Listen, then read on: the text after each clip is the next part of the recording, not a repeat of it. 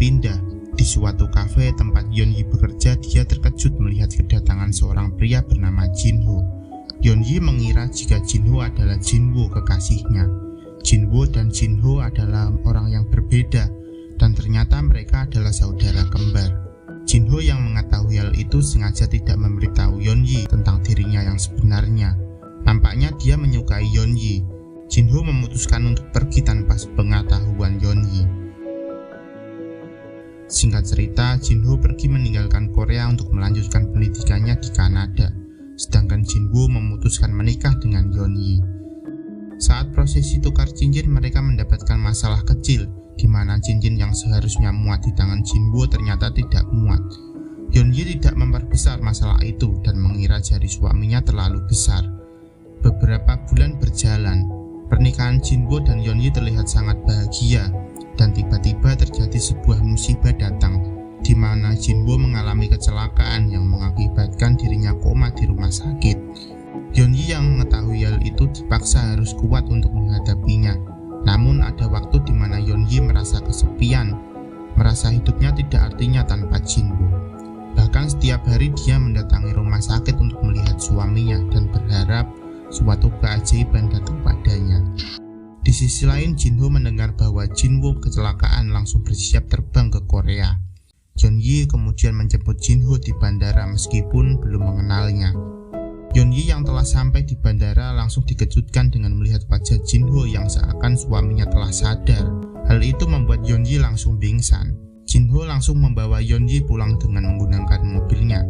Sesampainya di rumah sakit, Jinho langsung terkejut melihat keadaan Jinwoo yang terbaring di atas ranjang. Jinho memutuskan untuk menginap sementara di rumah Yeonji agar dirinya bisa melihat perkembangan Jinwoo setiap saat. Yeonji yang mendengar itu pun terlihat cuek dan mencoba untuk menghindari dari Jinho, padahal kehadiran Jinho bisa membantunya memecahkan masalah. Jinho yang tidak tega melihat keadaan Yeonji kemudian berinisiatif menghiburnya dengan mengajak Yeonji pergi jalan-jalan ke taman. Namun sayangnya Jinho tidak berhasil membuat Yeonji ceria kembali. Malam harinya terlihat Yeonji sedang membacakan dongeng kepada Jinwoo. Yeonji yang rindu pada Jinwoo kemudian mencoba membangunkan Jinwoo sambil meneteskan air matanya. Besok harinya tiba-tiba muncul seorang wanita cantik mendatangi ruangan Jinwoo dengan membawa sebuah bunga. Dan ternyata dia adalah seorang wanita yang telah lama menyukai Jinwoo. Wanita itu berbicara di hadapan Jinwoo yang sedang koma, bahwa dia menaruh hati sejak melihat Jinwoo di pendakian gunung. Wanita tersebut tidak berniat untuk mengganggu rumah tangganya dan kemudian berpamitan dengan mencium Jinwoo. Dan ternyata Yeonji sudah lama mengintip mereka. Yeonji terkejut karena melihat adanya sebuah reaksi pada kaki Jinwoo saat dirinya dicium. Setelah wanita itu pergi, Yeonji yang penasaran kemudian memutuskan untuk menggoda gairah Jinwoo. Namun sayangnya Jinwoo tidak memberikan reaksi apapun pada istrinya itu. Di sisi lain, Jinho yang melihat Yeonji melakukan itu merasa canggung kepadanya. Dan ketika Jinho pulang ke rumah, dia dikejutkan dengan melihat Yeonji tergeletak pingsan di kamar mandi. Jinho kemudian mengangkatnya dan Jinho tidak sengaja melihat sebuah buku harian Yeonji yang berisikan awal pertemuan bersama suaminya. Di keesokan harinya, Jinho masih berusaha untuk membuat Yeonji tersenyum. Jinho kemudian memutuskan untuk mengajaknya ke pasar. Sesampainya di pasar, Yeonji masih terlihat cuek dan diam. Jinho yang melihat itu pun merasa kesal. Dokter mengatakan bahwa umur Jinwoo tidak akan lama lagi.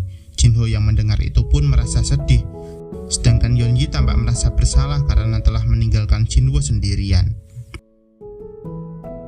Beberapa hari kemudian, Yeonji mencoba untuk pasrah dan menerima kenyataan bahwa suaminya sebentar lagi akan meninggal. Yeonji mengajak Jinho untuk pergi ke sebuah gunung, dan ternyata Yeonji hanya ingin mengenang pertemuan pertama kalinya dengan Jinwoo. Saat Yeonji di jembatan gantung, tiba-tiba dia merasa lemas dan hampir terjatuh. Dengan sigap, Jinho langsung menggendong Yeonji untuk pergi. Jinho mengatakan bahwa dirinya akhirnya bisa menggendong Yeonji lagi. Yeonji yang mendengar itu menjadi salah paham dan mengira bahwa yang menolongnya dulu adalah Jinho, bukan Jinwoo. Di malam harinya, Jinho bercerita pada Yeonji. Terlihat suasana mereka semakin hangat di antara mereka. Dan akhirnya mereka berdua memberanikan diri untuk berciuman. Di suatu hari, di saat mereka sedang di perjalanan pulang, tiba-tiba harus terhenti karena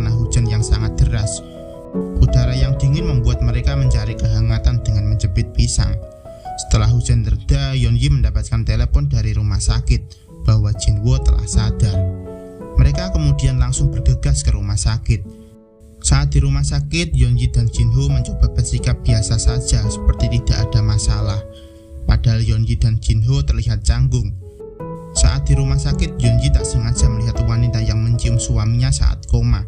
Yeonji kemudian mengikutinya dan kemudian terkejut karena melihat Jinho sedang memakaikan tali sepatu untuk wanita itu. Yeonji marah dan meminta penjelasan tentang perempuan itu pada Jinho. Secara mengejutkan, Jinho yang seharusnya menjelaskan keadaan malah merayu Yeonji untuk main jepit pisang lagi. Di waktu yang bersamaan, Jinho datang ke ruangan tersebut. Namun mereka sudah menyelesaikan tanam bibit sebelum Jinho datang. Beberapa bulan kemudian, Jinho akhirnya sehat dan diperbolehkan untuk pulang.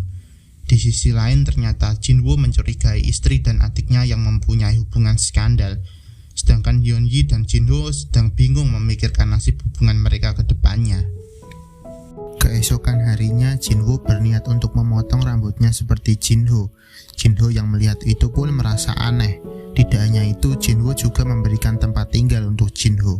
Jinho kemudian mengatakan bahwa dirinya tidak merasa nyaman dengan kehadiran Jinho di rumahnya, dan itu akan membawa malapetaka.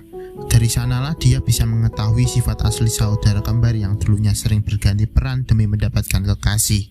Mereka sudah janji harus berhenti melakukan kebiasaan itu jika salah satu dari mereka menikah. Dan terbongkar suatu fakta bahwa Jinho telah berbohong kepada Yeonji yang mengatakan jika Jinho adalah yang pertama kali menolongnya di jembatan gantung. Dan orang yang pertama kali menolong Yeonji adalah Jinho, bukan Jinho. Ternyata Jinho hanya memanfaatkan situasi saat Jinho sedang koma. Cerita berpindah dengan memperlihatkan Jinho sedang berdandan seperti adiknya. Hal tersebut hampir membuat Yeonji terkena tipuan suaminya. Namun Yeonji dengan cepat sadar dan langsung memarahi Jinho. Malamnya Jinho dan Yeonji yang sudah selesai melakukan hubungan, tiba-tiba Jinho mendengar bahwa Yeonji memanggil namanya dengan Jinho. Tentu saja Jinho semakin curiga, dan kemudian Jinho melihat telepon milik adiknya tergeletak di sofa.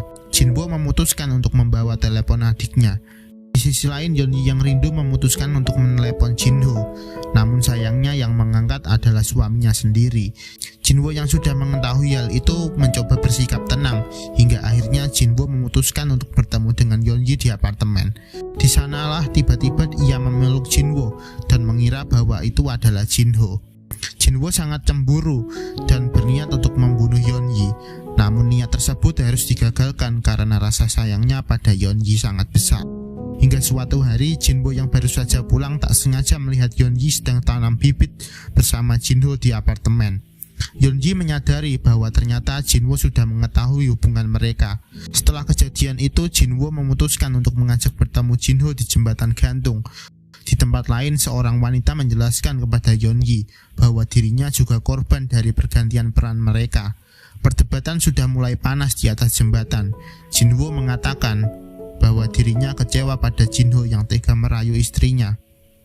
Jinho menjelaskan bahwa niat awalnya hanya untuk menghibur saja, namun akhirnya Jinho mulai menyukai Yeonji. Jinho yang kesal mendengar itu kemudian kembali menyerang Jinho. Di sana Jinho sudah hampir terjatuh, namun Jinho mencoba menahannya. Jinho yang tidak kuat menahan akhirnya ikut terjatuh bersama Jinho. Yeonji berusaha mencari mereka menuju ke jembatan gantung, namun sayangnya Yeonji terlambat. Dia tidak menemukan siapapun di sana dan hanya bisa menemukan sebuah kalung. Hingga suatu hari Yeonji mendapatkan sebuah pesan selamat dari Jinho, yang ternyata Jinho masih hidup walaupun harus kehilangan kedua kakinya. Jinho memilih pergi kembali ke Kanada daripada kehadirannya menyebabkan malapetaka. Dan cerita pun selesai.